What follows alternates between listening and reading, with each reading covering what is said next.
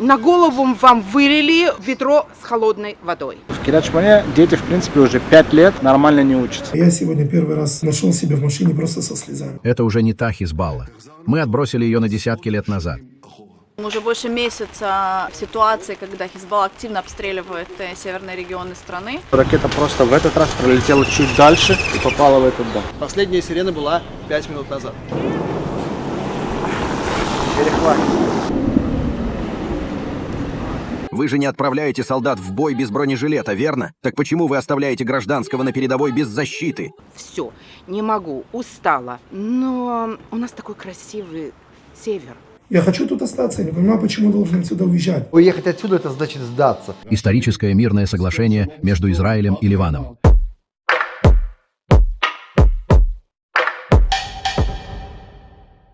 Вот эта местность в Израиле называется линия противостояния. Противостояние, понятно, с кем? С Хизбаллой. Название это линия, это зона, в которую входит 99 населенных пунктов. Не верите, проверьте в документации израильской официальной, действительно 99. Включает в себя Кирьят-Шмону, где мы находимся, и Метулу, которая находится где-то там, на первой линии перед границей. Вся эта зона называется линия противостояния неспроста. Вот дом, он находится в 1,5 километрах от ливанской границы. Люди постоянно вынуждены либо сидеть в бомбоубежищах, либо прислушиваться к малейшим звукам, чтобы за 15 секунд, которые здесь есть, добраться до мобильного убежища возле дома. И сюда несколько дней назад прилетела ракета. Люди чудом выжили. Всем привет, я Дан Гольдман, а вы на моем видеоблоге. Прежде всего, большое спасибо, что включили это видео, я очень вам за это признателен. Не забудьте поставить лайк и прокомментировать это видео, но сделайте это, пожалуйста, после просмотра. Специалисты говорят, что это сильнее помогает продвигать это видео, я в этом очень сильно нуждаюсь. А также подписывайтесь на мой канал, это поможет придать мне каких-то эмоциональных сил и заряд бодрости для того, чтобы снимать следующие видео. Ну а теперь традиционно к теме, она сегодня очень сложная.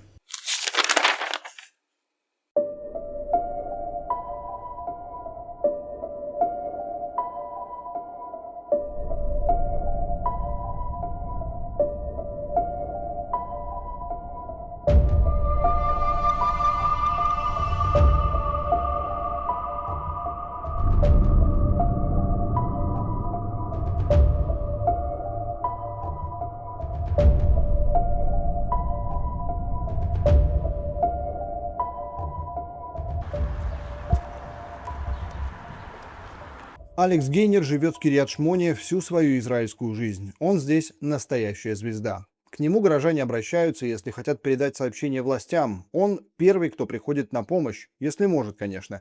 Он же первым после службы спасения почти всегда оказывается на месте падения ракет Хизбаллы. Работы за последние 2,5 года у него много, хоть и не по профилю. Журналистика — это его хобби, хотя с камерой Алекс куда ближе, чем просто на «ты». В далекое довоенное время он много выезжал за город снимать флору и фауну. Богатая природа израильского севера дает для этого все возможности. Но сегодня чаще птиц в небе над самым крупным израильским городом близ ливанской границы летают военные вертолеты «Апачи», ливанские ракеты, многие из которых, кстати, как уже давно установлено, российского производства, и ракеты-перехватчики железного купола. Тут уже начали ремонт делать.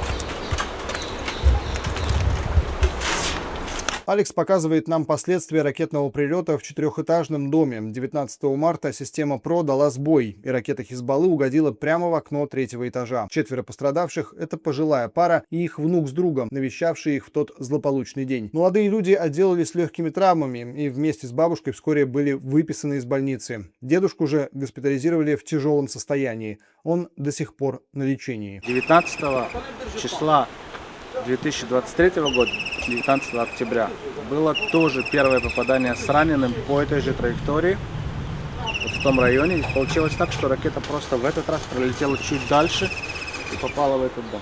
Дома в этом квартале сплошь старые, при постройке которых никаких комнат бомбоубежищ предусмотрено не было. Укрыться можно только в убежище во дворе.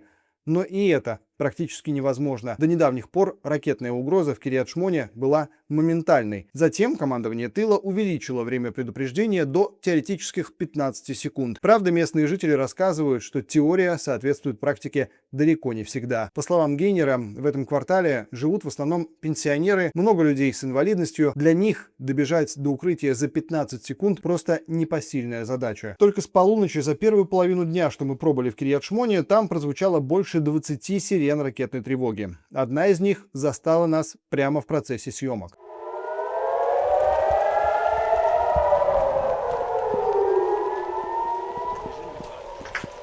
В бомбоубежище мы встретили семью, которая поселилась там на время войны. 4 человек, муж с женой и 2 деток маленьких. Под землей они оборудовали все необходимое для жизни. Кухню, телевизор, большой матрас и детский уголок с палаткой и игрушками.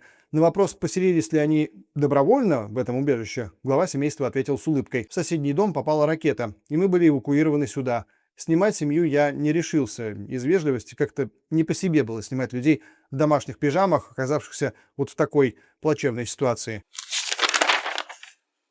И здесь, пожалуй, нужно остановиться и поподробнее поговорить о жителях Кирьят-Шмоны. За время Второй Иранской войны и начавшейся впоследствии второй стадии противостояния с ливанской Хизбаллой, в израильских соцсетях давно ходят мемы о железных нервах тех, кто здесь живет. Мол, эти люди и ракету на скаку остановят, и в горящую избу войдут, и все это быстрее, чем догорит свеча. Шутить можно сколько угодно, только это не отменяет того факта, что долгие годы войны научили жить в ранг героя тех, кто на это не способен или вовсе того не хотел. К примеру, первой, кто нам встретилась на парковке местного торгового центра, была хрупкая молодая девушка. Она увидела, как из окна между уровнями парковки мы снимаем перехваты, и спросила, нужна ли нам помощь. «Спасибо, но почему?» — ответили мы. Девушка сказала, что мы выглядим растерянными, а она к военному положению уже привыкла и готова подсказать, есть ли реальная угроза жизни или стреляют по соседним поселкам. К сожалению, она отказалась говорить на камеру: «Вы что? Я в пижаме, только из дома вышла», и выдала эмоциональный монолог. Она рассказала, что приехала на парковку не просто так,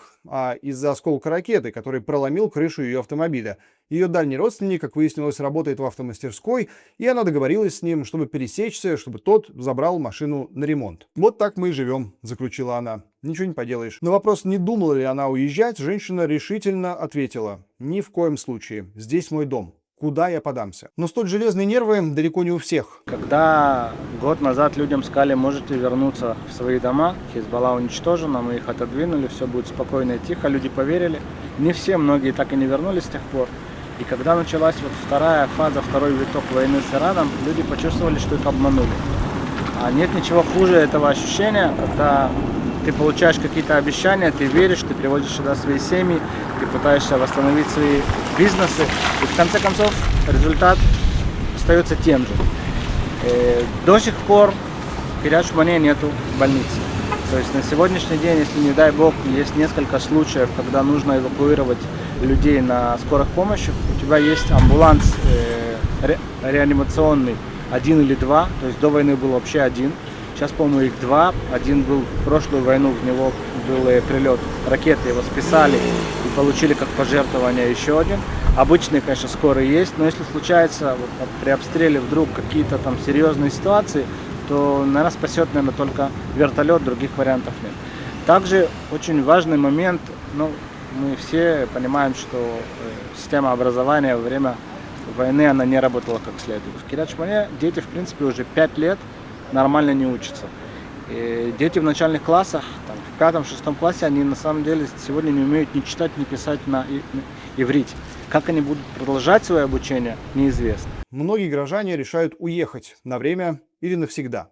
По данным местных властей, из 25 тысяч жителей Кирьят-Шмоны осталось не более 10 тысяч. Есть такие, которые уехали и сейчас на постоянно, есть такие, которые уехали на передышку, скажем так, или за свой счет, или мы сумели с помощью филантропии вывести их на какое-то время. Люди спрашивают, с одной стороны, какой смысл? Выехали мы на несколько ночей, вернулись в ту же реальность, и все-таки государство на данный момент против повторной эвакуации и против этих передышек. Говорят, ребята, вас обстреливали, скажем так, на протяжении всей истории. Кирьят-Шмону всегда обстреливали.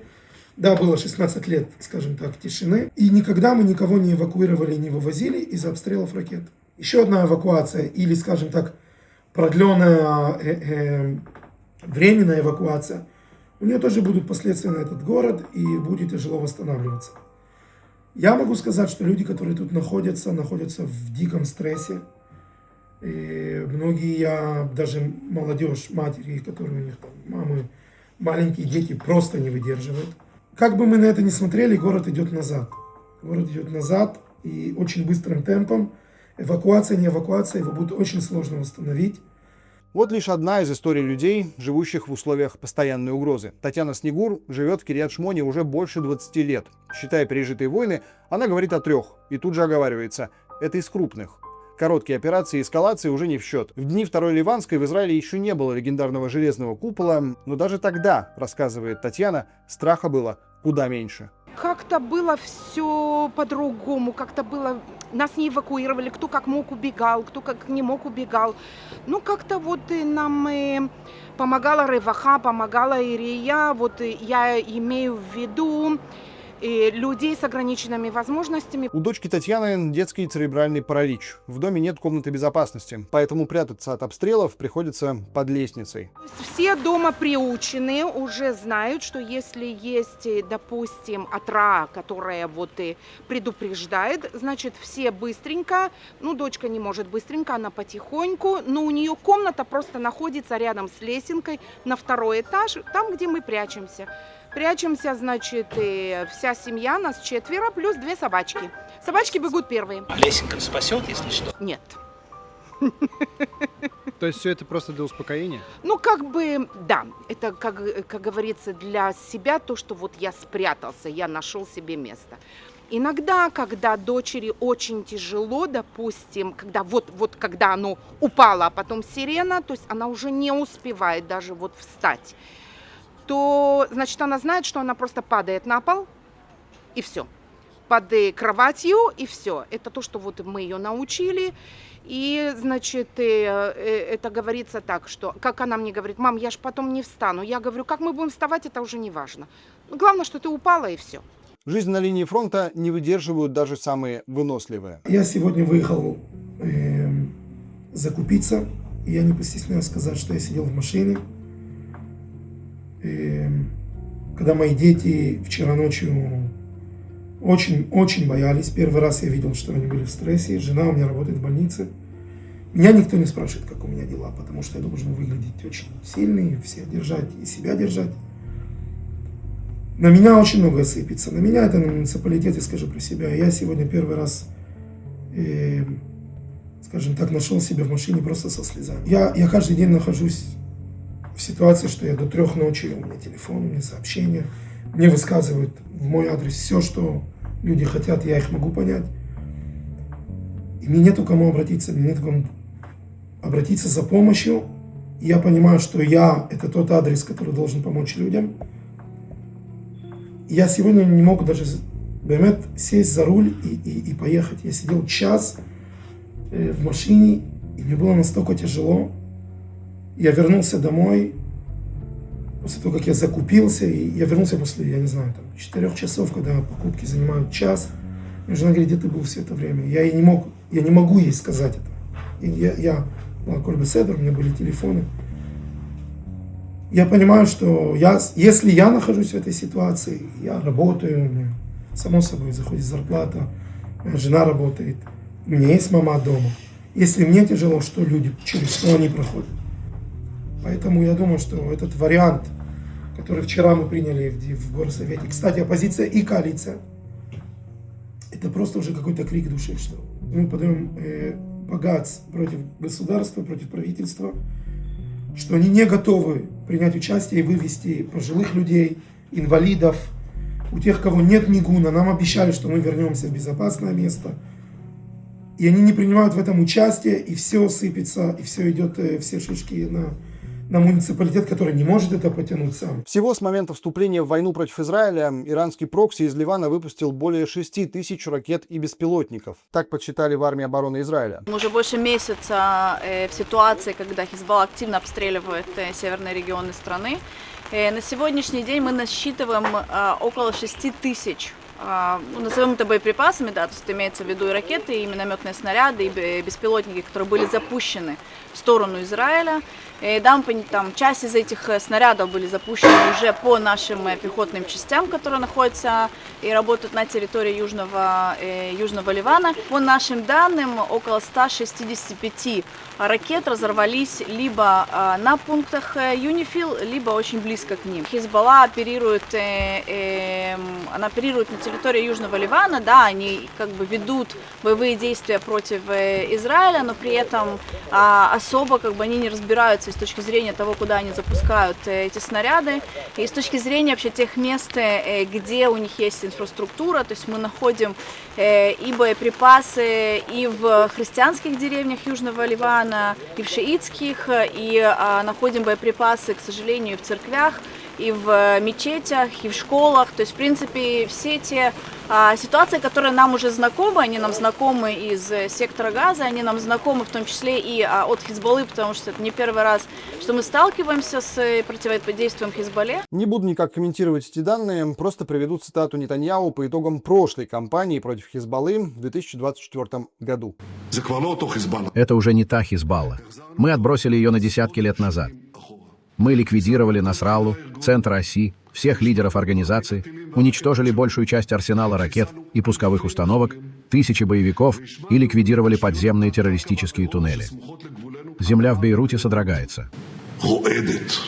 Правда, уже в ходе нынешней кампании премьер-министр пояснил, шиитские исламисты все еще угрожают Израилю, но уже не могут привести к его полному уничтожению, как было еще в 2023 году. Сразу после подписания опосредованного перемирия с Израилем осенью 24-го Хизбалла приступила к восстановлению военной инфраструктуры, естественно, не без помощи главного спонсора и патрона из Тегерана. При этом на днях в израильской прессе были опубликованы цитаты заседания Кабинета министров по вопросам безопасности, где армейские генералы констатировали: Цааль был удивлен слабостью Хизбаллы. Согласно публикации газеты «Исраэль Айом», в ходе последнего совещания начальник генштаба Цааля Ияль Замир заявил: если нас что-то и удивило, так это низкий уровень ведения боевых действий со стороны Хизбаллы, как с точки зрения мотивации или ее отсутствия, так и с точки зрения боеспособности. Мы обнаружили, что ужасная сила Радуан не так уж и страшна. Несмотря на бравурные цитаты в прессе, угроза со стороны Хизбаллы усиливалась координацией с Ираном. Время от времени израильский север атаковали сразу с двух направлений – из Ирана и от его ливанского прокси. Хотя в армии считают, что такая тактика не представляла серьезных трудностей. Да, были ситуации, когда Иран запускал, допустим, ракету в сторону севера Израиля, и Хизбалла в это время тоже запускали несколько ракет. Я думаю, это больше как бы психологический момент. Они могут сказать, что они там пытаются пробить системы ПВО, но как бы это все равно единицы ракет, и наша система ПВО очень хорошо умеет на это работать, тем более, что системы, которые перехватывают баллистические ракеты из Ирана, и системы, которые перехватывают ракеты и снаряды, которые летят из Ливана, это разные системы ПВО, это разные системы защиты, и в принципе мы все еще показываем результат около 90% успеха всех наших систем. Да, мы все еще не можем создать ситуацию, при которой небо герметично. Вообще, граничащий с Ливаном северный регион страны в Израиле неспроста называют линией соприкосновения, то есть линией противостояния, если переводить прямо калька с иврита. К примеру, крайняя точка на израильской карте, поселок Метула, как бы утоплен в глубине Галилейской долины. И справа и слева от него на Нагорьях расположены уже ливанские деревни. Сегодня от них остались лишь руины. Даже невооруженного глаза достаточно, чтобы разглядеть за сельскохозяйственными угодьями и бетонным забором на границе останки невысоких домов. Все они были разрушены еще в первые дни войны. Израильские войска уже давно ушли далеко вглубь страны. В этом, по утверждению армии, кроется часть секрета того, за счет чего удалось увеличить время предупреждения о ракетной угрозе для многих населенных пунктов севера. Здесь несколько факторов, которые на это влияют, в том числе и тот факт, что мы постепенно отодвигаем Хизбаллу дальше от линии границы. И сам технологический процесс как бы тоже не стоит на месте. Как бы служба тыла постоянно смотрит, как улучшить, насколько можно улучшить вообще условия, когда тебе каждый день летят ракеты с разных сторон. Но командование тыла пытается постоянно улучшить условия для людей, вот если брать как бы по всему Израилю, дать больше времени, чтобы предупреждение приходило раньше, чтобы можно было подготовиться. То есть если мы говорим про обстрелы из Ирана, это то, что там Израиль разделен на различные зоны, то есть это не говорит, то есть если из Ирана идет ракета, то есть мы не отправляем весь Израиль в бомбоубежище, это идет как бы по районам, по определенным зонам. Это все настроено на то, чтобы постараться максимально дать людям возможность продолжать жить какой-то обычной жизнью, несмотря на то, что мы находимся в ситуации войны. Но для того, чтобы увеличить вот это время, естественно, здесь идет уже несколько факторов, в том числе и то, что мы все время занимаемся, вот весь этот месяц мы занимаемся тем, чтобы активно отодвигать Хизбаллу вот с позиций на границе с Ливана и Израиля, отодвигать их максимально севернее. 15 секунд – это при идеальном стечении обстоятельств. Насколько оно может быть идеальным, конечно, при ракетном обстреле. Но чаще нет и этого. Это смысла, можно сказать, не имеет. Опять же, я редко вот с того момента, как это объявили, сталкивался с ситуацией, что я почувствовал, что есть 15 секунд, люди успели. Я думаю, что до 5 секунд оно падает уже. И все же у любой войны есть свои цели и задачи. Недавно настоящую бурю в израильской прессе вызвало заявление старшего офицера армии, ответственного за руководство действиями на Северном фронте, о том, что в настоящее время речь идет лишь о промежуточном шаге в Ливане, а не о разоружении Хизбаллы, как пытались ранее преподнести различные официальные лица, включая политический истеблишмент. В интервью израильскому изданию «Маариф» офицер пояснил, разоружение потребовало бы оккупации всего Ливана и очистки всей территории, и даже тогда мы не добились бы последнего автомата. Мы должны быть скромны в целях войны. Тем не менее, мы не согласимся на меньшее, чем демилитаризация южнее реки Литани, как было согласовано до начала боевых действий. Вот что о целях войны в Ливане сказала мне пресс-атташе армии обороны майор Анна Уколова. Все те действия, которые предпринимаются, те удары, которые наносятся, они в первую очередь нацелены на то, чтобы вернуть Израилю безопасность, чтобы вот эта вот угроза, которая находится, если в случае Ливана у нас на границе, в случае Ирана, как бы она, конечно, у нас нет общей границы с Ираном, но Иран предоставляет для нас очень большую угрозу. И все эти действия, все эти удары, которые мы наносим и на территории Ирана, и на территории Ливана, и в секторе Газа, и наше подразделение в Иудее-Самарии, то есть все вот как бы все границы, на которых мы находимся, мы направлены все на одну цель. В Израиле должна быть безопасность, и мы хотим эту безопасность здесь вернуть. И эти угрозы, может быть, мы не сможем их нейтрализовать, да, то есть это вот красивая мечта, как бы нейтрализовать все террористические организации, но мы хотим максимально снизить их военную мощь, максимально снизить их вообще возможность предоставлять для нас угрозу. Еще до объявления перемирия между США, Израилем и Ираном в прессе гуляли утечки о работе переговорщиков над соглашением. И тогда на одном из заседаний Кабинета безопасности Израиля премьер-министр Нетаньяху, согласно одному из сливов, заявил министрам и военным, прекращение огня с Ираном вовсе не означает автоматическое прекращение боевых действий против Хизбаллы. На предложение посредников он якобы ответил односложно «нет».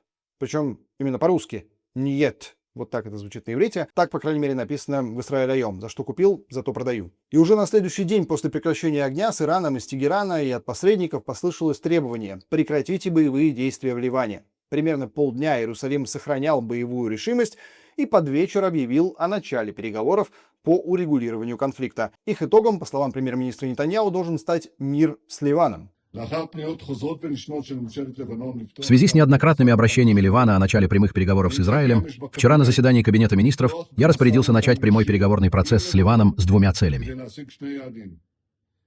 Первая – разоружение Хизбаллы, и вторая – историческое мирное соглашение между Израилем и Ливаном. Израиль силен как никогда, Иран слаб как никогда. Я уже добился 4 мирных соглашений с арабскими странами и намерен добиться новых. А теперь вновь вернемся на израильский север. По данным городских властей, в почти 5000 квартир Кирьят-Шмоны нет бомбоубежищ. И это в городе, напомню, с официальным населением 25 тысяч. И как бы армия не старалась оттеснить противника в глубину Ливана, ракетная угроза не меняется. И даже 15-секундное предупреждение порой не помогает. То есть люди, в принципе, при сигнале тревоги, несмотря на то, что увеличили на 15 секунд, им деваться некуда. Если в момент сигнала они не находились в безопасном месте, они остаются там, где они были. Так как идти нет смысла, можно еще больше пострадать. В том, что город вымирает, можно воочию убедиться в главном торговом центре на окраине города – Биг. Несмотря на войну, там работают почти все магазины. Только вот клиентов нет совсем. Это торговый центр на окраине города Кирьят-Шмона. Сегодня окончание праздника Песах, последний его день. Обычно в это время люди массово закупаются, готовятся к застольям и покупают разные подарки и вообще что-то к столу. Сегодня здесь на парковке стоят автомобили исключительно сотрудников этого места. Единственные, кто помимо сотрудников сюда приезжают, это, пожалуй, военные. И причем пролетают тоже. Здесь периодически слышно, как летают вертолеты туда и обратно, и не только вертолеты. Вот тот самый холм, из-за которого летят ракеты Хизбаллы. Последняя сирена была 5 минут назад. В этом торговом центре расположены крупные сетевые магазины. Ситуация же с малым бизнесом в городе куда более плачевная. Примерно 60% предприятий закрылись еще после первого витка войны в 1924 году, и многие из них закрылись навсегда. Вот что об этом говорит Алекс Гейнер. Люди все больше и больше принимают решения по возможности, так как у многих здесь есть свои квартиры. Перехват. Второй.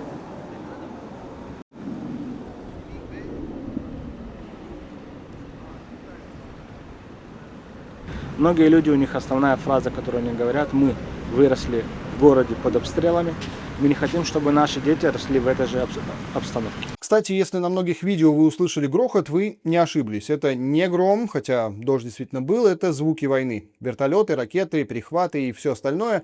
Признаюсь честно, мне, жителю Иерусалима, было в такой обстановке не по себе. Но местные, на удивление, привыкли и совсем никак не реагируют ни на что, кроме сигнала тревоги на мобильном телефоне. За время визита в Кирьят-Шмоне нам пришлось побывать в убежище дважды. И это еще по-божески. Куда страшнее другое. Когда мы общались с Татьяной Снегур, уже не под камеру, она призналась: жителей Севера гораздо сильнее пугает тишина. Она таит неизвестность. Женщина рассказала, как буквально неделей назад затишье длилось почти целые сутки, и она в тревоге тогда обзвонила подруг поинтересоваться, что это значит. Но все равно уезжать из города она категорически отказывается. Очень много раз было такие мысли, когда, как говорится, ребята, приперло. Все, не могу, устала. Но у нас такой красивый север. Ну, я обожаю наш север. Я обожаю нашу погоду, я обожаю, вот есть родственники в Тират-Кармель, есть родственники в Тель-Авиве, есть родственники в Ришоне. Я когда туда приезжаю, вы знаете, первые 2 часа все хорошо, замечательно, потом я хочу домой. Все. Я хочу на свой север, на свой воздух, на свою зелень, Я люблю север. Татьяне вторят и другие жители Кирьят-Шмоны, с которыми мне удалось пообщаться. Если мы уедем, здесь совсем никого не останется, говорят они. Как я всегда говорил, для того, чтобы уехать, можно найти 1000 причин. Для того, чтобы остаться, нужна всего одна причина. На данный момент у меня здесь живут родители, которые никуда уезжать не собираются. Я их тоже не оставлю, я останусь здесь с ними. И, кроме того, у меня работа, она вне города. Те, кто вынужден работать в городской черте, в Кирьят-Шмоне, есть проблемы с рабочими местами, есть проблемы с зарплатами, они относительно центра, они очень низкие.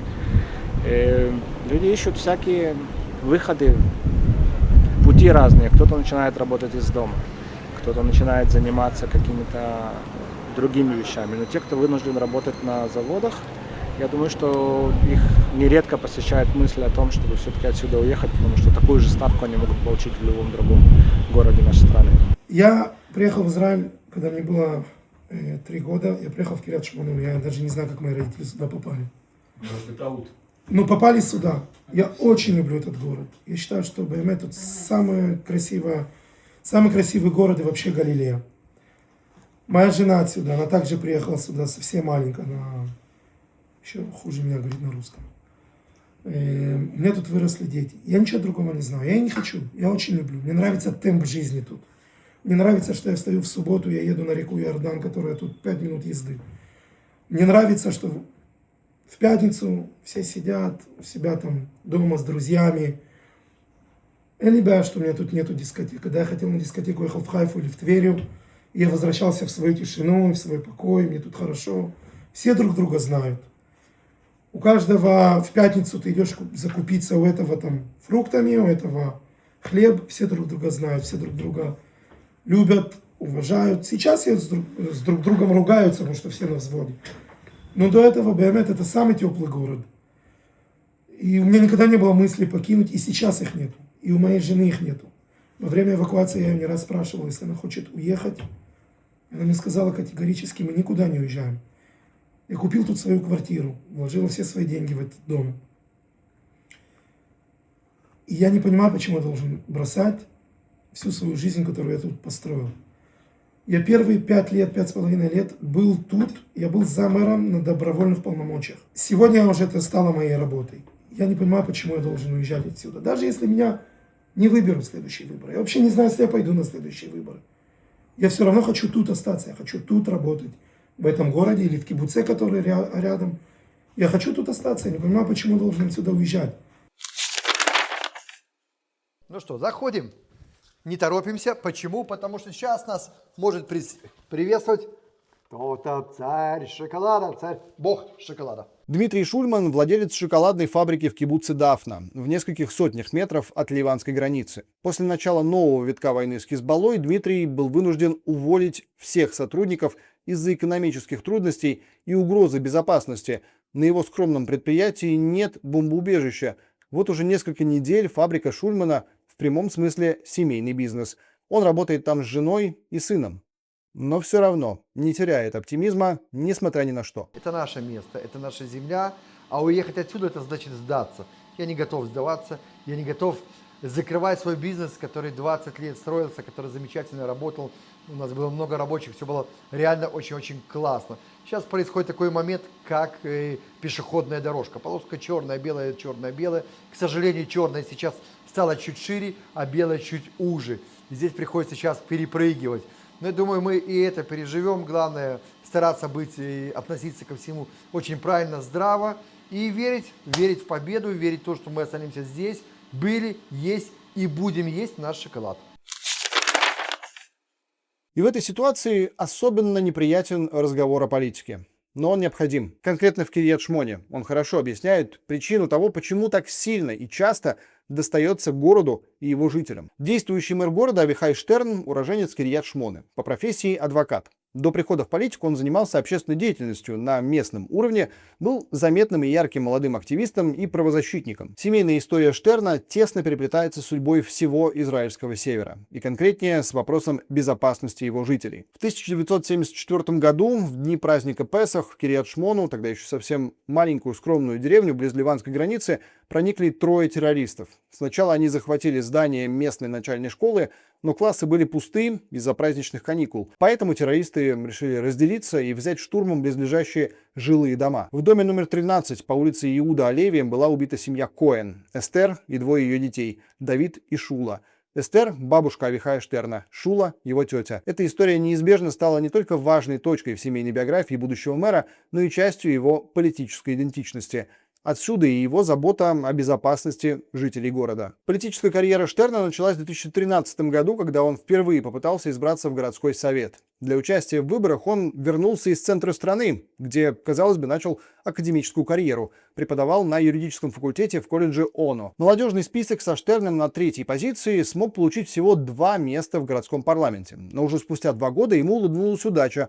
Депутат Ифат Шаша Битон ушла в Кнессет, и он автоматически занял ее муниципальное кресло. Уже в 2018 году молодой политик стал главной сенсацией местных выборов по всей стране. Он шел с лозунгами обновления, безопасности и развития периферийного города и сумел обойти ставленника правящей партии Ликуд Ниссима Малки. Во втором туре Штерн, который был сам членом Ликуда, но шел как независимый кандидат, набрал целых 63% голосов. Этот стремительный взлет политика совпал с началом проблем. Центральной власти не по нраву пришлась его самостоятельность. Ставший мэром аккурат в момент начала очередной кампании против Хизбаллы, Северный щит, он часто позволял себе критиковать вышестоящих политиков за их пренебрежительное отношение к жителям Севера. При том, что, повторюсь, по взглядам он не был никаким оппозиционером-леваком и до сегодняшнего дня гордо носит в кармане портбилет Ликуда, если такой вообще имеется, как метафора сойдет. В ходе операции «Северный щит», кстати, израильская армия обнаружила многочисленные тоннели, которые Хизбалла прорыла на израильскую территорию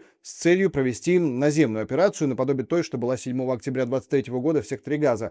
Все они были разрушены. После начала большой войны с Хизбаллой 8 октября 2023 года ситуация на севере резко обострилась. Большинство жителей Кирьят-Шмона и всего приграничья были эвакуированы. Инфраструктура сильно пострадала от ракетных обстрелов. Город фактически стал призраком, а его жители оказались разбросаны по всему Израилю. И в этот момент Авихай Штерн буквально стал голосом эвакуированных в борьбе за их права. Он открыто критиковал недостатки стратегии государственной защиты, требовал строительства убежищ и серьезного подхода к обороне северных районов страны. Но это вызывало еще более гневную реакцию руководства. В разгар кампании летом 2024 года Кирьят-Шмону посетил премьер-министр Нетаньяху, но с мэром он встречаться не стал.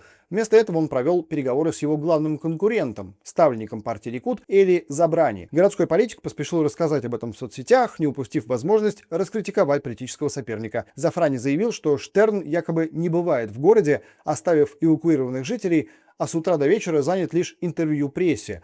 Хотя тем временем сам Штерн занимался разъездами по точкам концентрации беженцев, чтобы помочь решить их проблемы. Кирьят-Шмоне нужен лидер, который будет говорить с людьми на одном языке и помогать всем жителям в взаимодействии с государственными структурами, констатировал тогда Забрани. В ответ Штерн заявил, что его на встречу с главой правительства никто не позвал. У жителей Кирьят-Шмона нет времени, терпения и денег на дешевые политические спектакли во время войны. Несмотря на взаимные обвинения и явную поддержку Иерусалимом одной из сторон, следующие выборы мэра в 2025 году также выиграл Авихай Штерн, набрав во втором туре 56% голосов.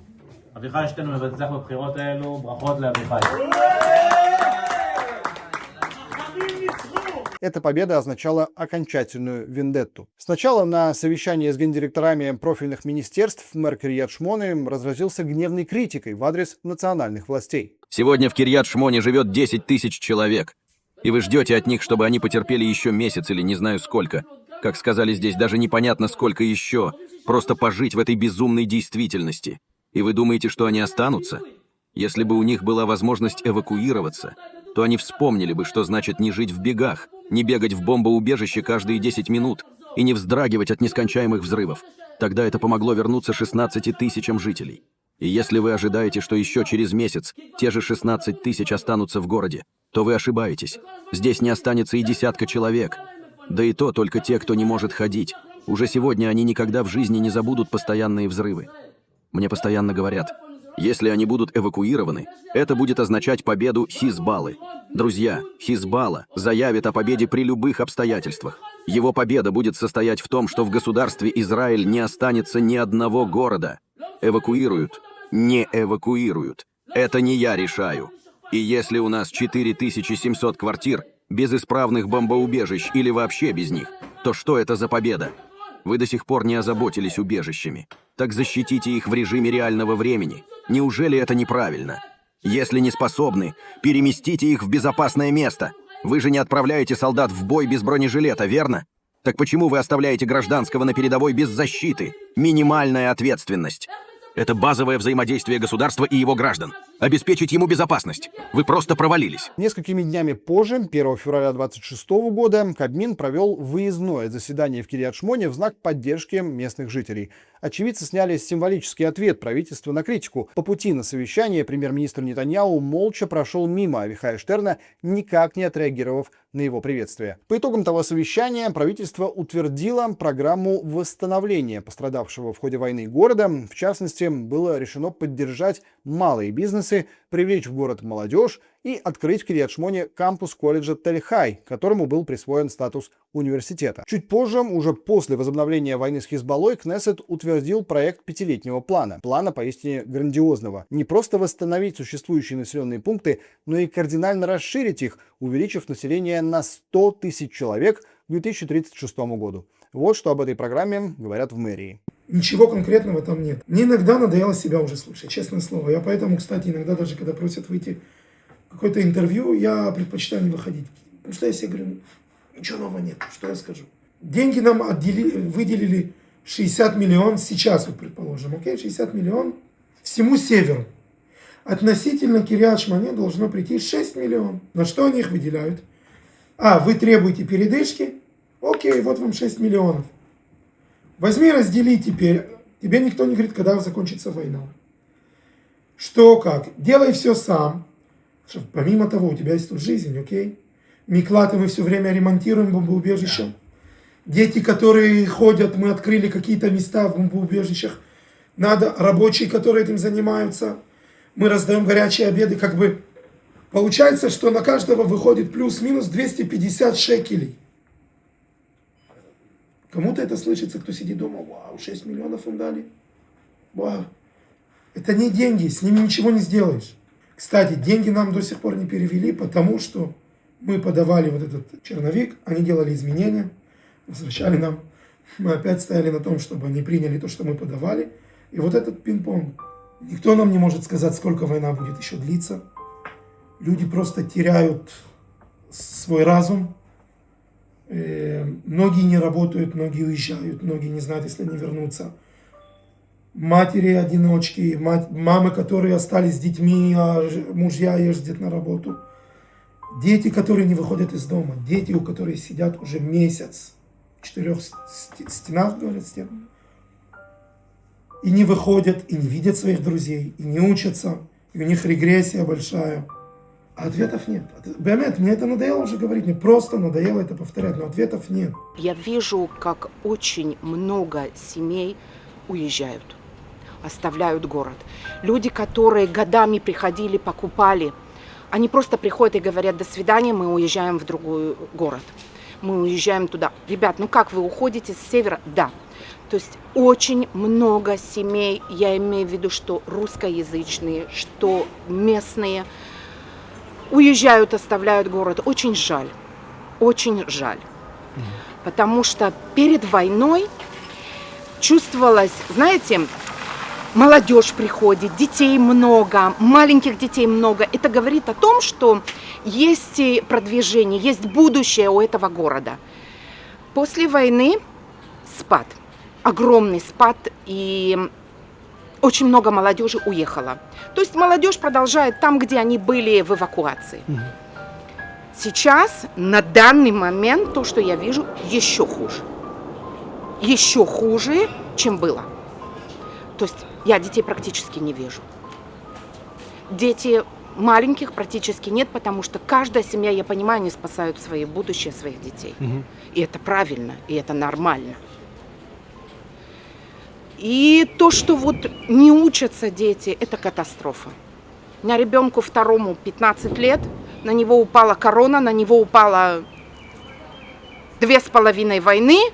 Я не знаю, как он дальше будет продолжать жить и куда его вообще примут, в какие заведения, если он продолжит учиться. Это очень тяжело. И видно, как он мучается, как на днях буквально я ездила, он учится у меня в АКО, Кацинаям. Я его просто после Первой войны, я его вытащила отсюда, я не хотела, чтобы он больше продолжал здесь учиться, вот это вот беготня, вот это то учимся, то не учимся. Я решила для него найти какое-то обоюдное, вот, ему очень нравится там, он просто вот в восторге от этой школы. Сейчас, на данный момент, у нас была с ним поездка в ту сторону, в Кармиэль. Знаете, что он мне сказал? Мама, давай проедем через Аку, я просто издалека посмотрю на свою школу. Это мальчику 15 лет. У него должны быть уже какие-то другие, да, вот мысли, там, фантазии или еще что-то. А он просто соскучился по школе. Он уже больше месяца сидит дома, он не знает, куда себя деть. Биньямин Нетаньяху недавно выступал перед мэрами северных городов и сказал: я вас прошу держать людей в руках. Это будет наша победа. Никто не должен отсюда уезжать. Держитесь. Мы победим. Мы вернемся, и опять весь этот патриотизм, выключается Zoom, а жизнь продолжается. Еще одним штрихом в описании отношения жителей Кирьят-Шмона к правительству стал инцидент с видеороликом Нетаньяху, опубликованным на днях на странице мэрии в Фейсбуке. На видео Нетаньяху спрашивают: что вы скажете тем, кто говорит, что мы потеряли север? Политик отвечает: суета-сует, и перечисляет достижения армии в ходе кампании против Хизбаллы и упоминает огромные средства для помощи пострадавшему северу. Я не думаю, что мы потеряли север. Я думаю, что это они потеряли север. Они утратили здравый смысл и постоянно ослабляют боевой дух. В то время как мы побеждаем и наносим врагу сокрушительные удары, они лишь распространяют материалы, которые затем транслируются в Бейруте и Тегеране. Я задаюсь вопросом, что с вами? Присоединяйтесь к национальному порыву. Сложно описать комментарии, которые жители Кирьят-Шмоны оставили под этим самым видео, но самым ярким, пожалуй, будет призыв лишить политика звания почетного горожанина, присвоенного ему в 2014 году. Я никогда за всю свою жизнь тут не видел таких комментов в его адрес. Никогда не видел от жителей Кирьят-Шмоны. Как бы ощущение было, я извиняюсь за выражение, что на нас могли писать тут, и это говорили все, это дождь. Кирьят-Шмона всегда была ликудоваль, хазак. Ты не мог заехать в город, если ты не ликудник. Я думаю, что людям настолько надоело, это я еще заметил во время эвакуации, что я не уверен, что сегодня, если он приедет, он получит вот такой теплый прием, как он получал его когда-то. Люди поняли, что всем наплевать на нас. Понимаешь? Правительству, государству, ликуд, которые тут просто ему клонились, им просто наплевать на нас. Люди это понимают. Едва мы уехали из Кирьят-Шмоны, как Хизбалла выпустила по ней новый залп ракет. Одна из них попала в жилой дом. К счастью, обошлось без жертв. Жители дома давно уехали в район Тель-Авива переждать очередную эскалацию. Теперь там точно спокойнее, как минимум на ближайшие 2 недели. Образовавшуюся дыру в стене обещали оперативно залатать. Для специальных служб Кирьят-Шмоны это рутина военного времени. Философски подытожить все сказанное можно очень просто. У каждого города есть своя музыка, а здесь, в Кирьят-Шмоне, эта музыка очень-очень страшная. Это даже никакое не музыкальное направление, это просто постоянные взрывы, между которыми поют птицы. Вот сейчас они поют очень активно, потому что только что прошел дождь и выглянуло солнце. А вот опять взрыв, и опять где-то перехват или выстрел, или что-то с этим связанное. Местные жители, те, кто остались здесь, привыкли к этим звукам. Хотя привыкнуть к ним, пожалуй, невозможно. И тут 2 варианта. Либо эти люди уже в травме, еще даже не в посттравме, а не в состоянии травмы, либо человеческая психика все-таки очень выносливая штука. И здесь уже ничего не поделать. Это наше преимущество в этой ситуации. Хотя, казалось бы, она могла быть совсем другой. На этом все. Спасибо, что досмотрели видео до конца. Не унывайте, обязательно прорвемся. В частности, здесь, в Кирьят-Шмоне. Поставьте лайк этому видео, не забудьте написать комментарий, свое мнение о всем, что было здесь сказано. И берегите себя и свой здравый рассудок, он нам точно пригодится. Пока.